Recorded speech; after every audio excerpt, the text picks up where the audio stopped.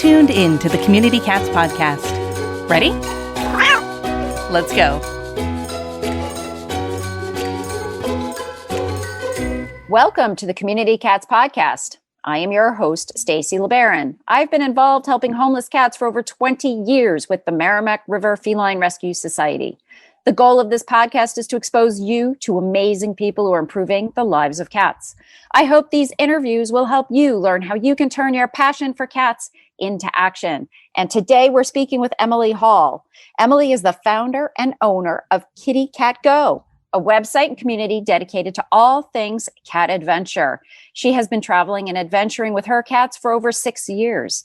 They love to hike, road trip, canoe, and more. Her goal and passion is to educate, encourage, and help others to have successful cat adventures.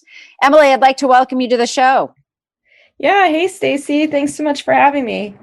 Yeah. So happy holidays. We are sort of in the holiday period here, and I want to just give a shout out to that. And first and foremost, I'd love to find out how you got to be passionate about cats. Yeah, sure. So my family adopted our first cat when I was in kindergarten. And so I grew up with cats. We eventually had 3 cats and 3 dogs. So we always had a house with a lot of animals. And there's just something about cats that I connected with a little bit more. And so now, as an adult, husband and I have 7 cats, and they're all rescues. And cats are the best. There's so many wonderful qualities. And I love sharing my life with them. So what happened in your life? I'm assuming when you were a child and you had cats, you weren't necessarily thinking about your cats being outdoors and adventurous and, doing all the things that you're doing right now and doing them with your cats. How did that change happen? Yeah, no, I did not adventure with my cats as a kid. My husband and I, one of our cats has a neurological disorder called cerebellar hypoplasia, and it just causes her to be a little bit wobbly, and she's not very coordinated. And we started taking her out in our backyard several years ago because we knew she couldn't run away. She couldn't climb the fence. So we could easily take her out in the backyard and play with her and not have to worry about the dangers of that. And she loved it. She loved being outside, all the sights and smells. And we eventually worked our way from the backyard to the park and the pet store and just going all these different places. And she loved it so much that I decided to start training some of our other cats to go out on a harness and leash as well. And it's just sort of grown from there. So if there, is somebody who is interested in having their cat become a bit more adventurous and letting them have some time outside, would you recommend the first step be that they actually try them on the harness, or are there other things that you should do first, like having a playpen type thing set up and having them out with that? What's your recommendation for a first step?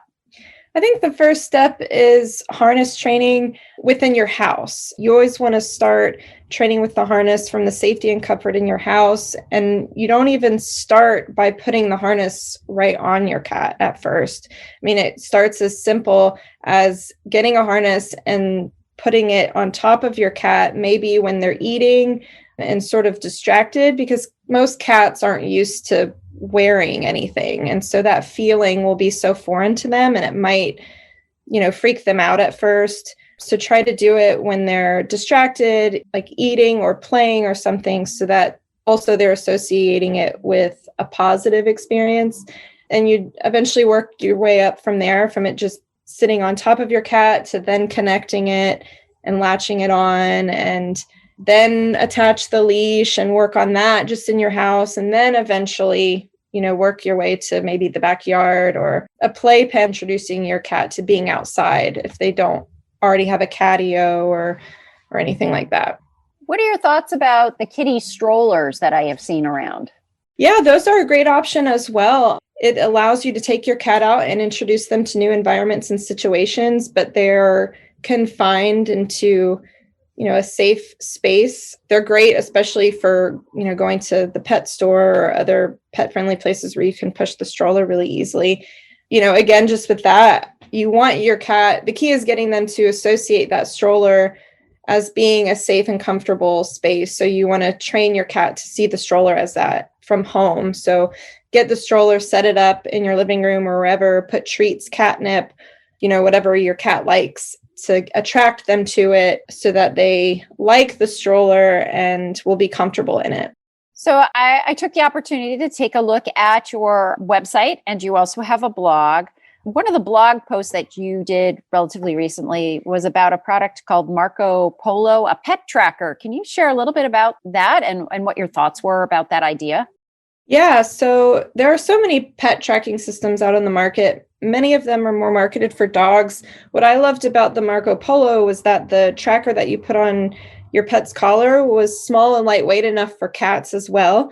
My cats didn't even notice that it was on their collar. And the other features I really loved about it was that there are no monthly fees with it.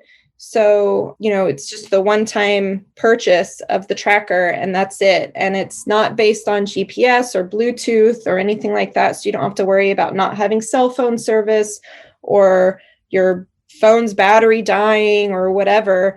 It's based on like radio frequency. So it'll work anywhere, anytime. And we tested it out several times and I use it when we take our cats out. And I love it. It works so well. I haven't ever actually lost my cat, but when we tested it out, it took me right to my husband who was with my cat hiding in the woods. And it works great. I love it. It's what I recommend to people all the time. That's a common question I get. People are always looking for a pet tracker for their cats if they're taking them out. And it's the one that I always recommend to people. So if somebody was interested in having an adventurous cat or even an indoor-outdoor kitty, is this something that they would be using? Yeah, not everybody does, but a lot of people do. It just gives you that extra peace of mind if your cat were to slip out of their harness when you're out on a hike or something. It gives you the reassurance that hopefully you'd be able to locate them and find them.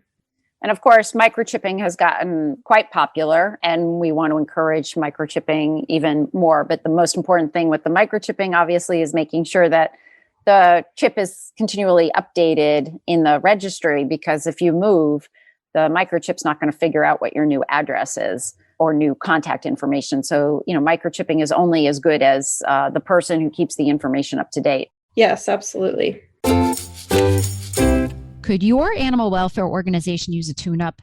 Humane Network can help. You can get a free 30-minute consultation to talk through your challenges and get ideas on how your organization can be more successful with less stress. From board development and fundraising to strategic planning and operations, Humane Network has got you covered. Whether you are a large or small, nonprofit or government, it's a live and thriving program led by a certified animal behavior consultant, features specially designed training for shelter and clinic staff on enrichment, stress reduction, safe animal handling, and behavior modification. With Humane Network, you receive individualized advice and support customized to meet your organization's unique needs. And Humane Network can lighten your load by taking on fundraising, communications, and other tasks you struggle with. Contact Humane Network today for a free 30-minute consultation. Visit humanenetwork.org. That's humanenetwork.org. Of course, you know that Dubois is the only software that helps you do transport, foster management, and fundraising all in one place. But did you know that Dubois has powerful e-commerce capabilities to let you sell your organization's products? Forget paying for Shopify or trying to list your items on Facebook. With your Dubois account, you can list your organization's products and even do auctions right from their Rescue Store module. Dubois manages your orders, and all of the money goes directly into your PayPal, making it super easy to manage. Check out the Dubois Rescue Store functionality today at www.dubois.com, where they make animal rescue simple. So we're sort of in the holiday period here, and there may be people who are going to be traveling for Thanksgiving, traveling for the December, January holidays. What sort of tips do you have for folks that want to travel with their cats? The first step would be to get your cat used to riding in the car. If you're going to visit family for the holidays, you're probably going to be driving. And if your cat isn't already used to car travel, it can be stressful. So I would recommend start car training your cat just by taking them for short little car rides and gradually increasing that time. So that way, when you go for that 2-hour car ride or 5-hour, however long your road trip is, that they're a little more prepared. And so, and a lot of people, are using Airbnbs and that kind of stuff, when they're traveling. Are there things that we need to really make sure that we're doing when we're checking out for cat-friendly locations for us to stay overnight? Yes, absolutely. So just because Airbnb or hotel or whatever kind of accommodation you're looking at, just because it says it's pet friendly, does not always necessarily mean that it's cat friendly. I have run into a few times looking for Airbnbs where it was listed as pet friendly, and I contacted the owner to make sure that cats were also allowed, and they told me no. So always contact the place where you're looking to stay and make sure that cats are welcome as well, because a lot of times pet friendly really translates to dog friendly. So you want to make sure that you can bring your cat. When you're traveling, do you bring copies of your cat's medical records with you? I have them on my phone, and I always make sure I have up-to-date pictures, which of course probably we all do because we all take a million pictures of our cats all the time. And, my vet's contact information and everything in my phone. And then of course their tags, like microchip tags and rabies tags and all of that. In terms of traveling with the litter box and traveling in the car, do you have them in a cage in the car, where there's room for them for a litter box? Or, how do you position them? Say you're going on a 5 or 6 hour drive, how would you set them up in your car? I use Sleepy Pod mobile pet bed carriers. They aren't big enough to fit a litter box, but I really love them because they are also pet beds. So I just leave them out around my house, and my cats nap in them all the time. So when it comes time to going for a car ride, it's just like they're traveling in their bed. So I usually do bring a litter box in the car and have it in the back or in between the seats. But in my experience, my cats have never once used the litter box when we were on the road. They always wait until we get to our destination, but I still bring one just in case. How long do you go in the car with them? I mean, I had the opportunity of driving with my daughter to Chicago, moving her cat, Maggie, who hated the car, but we actually did really well. It was a very successful day. So the question was, how long do you go in the car, or how short? Because you want to make the trip as fast as possible for a cat, especially that does have some stress in the car. But then again, you also, if they're not going to use the litter box in the car, you want to make sure it's a short enough drive so that then they get in a place where they do feel comfortable enough to use the litter box. I think we maxed out at about 8 or 9 hours, but I just didn't know if you had an opinion of sort of, is there a best practice of the amount of time we really should be in the car with our cats? I think it just depends on the cat. You've got to assess your cat's personality and their needs and what is best for them. The longest I've ever gone with my cats was about a 7-hour car ride, and they did really well. They didn't use the litter box at all. They waited until we were set up at the hotel when we got to our destination. And, they might be able to go a couple more hours than that.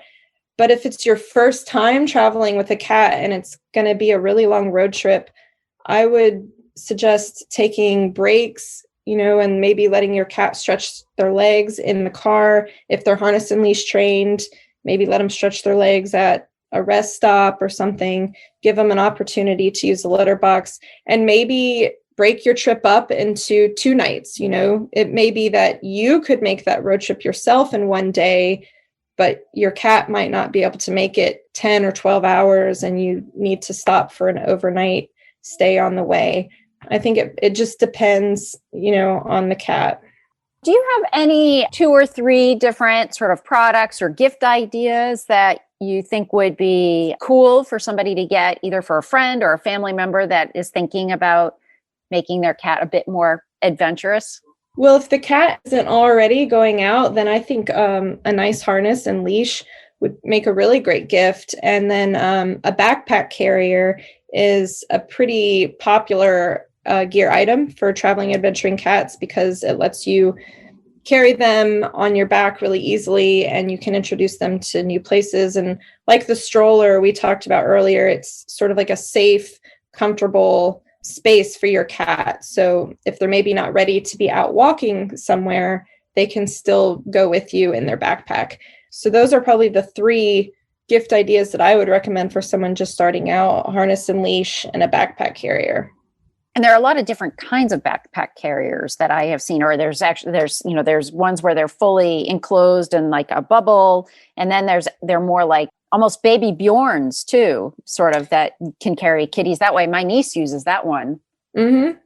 Do you know of people who use those baby Bjorns? My niece uses them, many people have heard me reference. It's Lily LeBaron on Instagram, and she's got lots of different pictures of how Lily, the cat, goes out and adventures around. But yeah, she uses that sort of baby Bjorn style as well as a different kind of backpack. And according to my niece, there are different scenarios that work well in different situations, but I didn't know if you had any thoughts on that.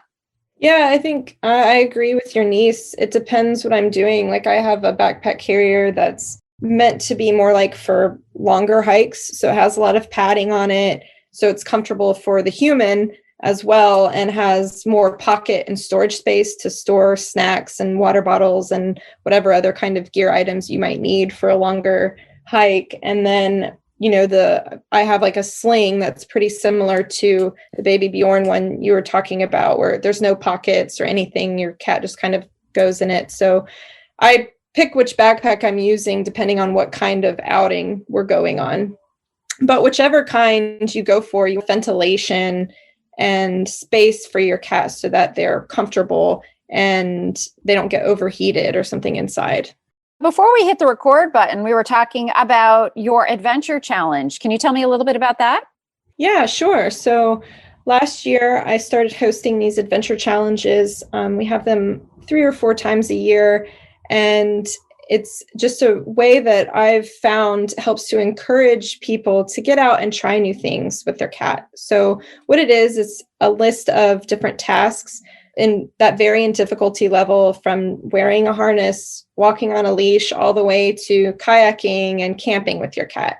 And the number of tasks varies from challenge to challenge. I have one going on right now that is 25 tasks, and human and cat adventure teams can complete these tasks, whichever ones they are able to and they would like to try. And the participants all engage with each other and encourage each other along the way as they try these new things and go on these new adventures. And it's so much fun. I love seeing the posts and the entries to the challenge of people who are just starting, and they share about how they've accomplished taking their cat outside in the backyard for the very first time. And it's so exciting to see that. That's cool. That's great. And so when you take the challenge, you're just going through and gaining points by doing different things. And do you have prizes or anything like that? Or is it more just a group effort?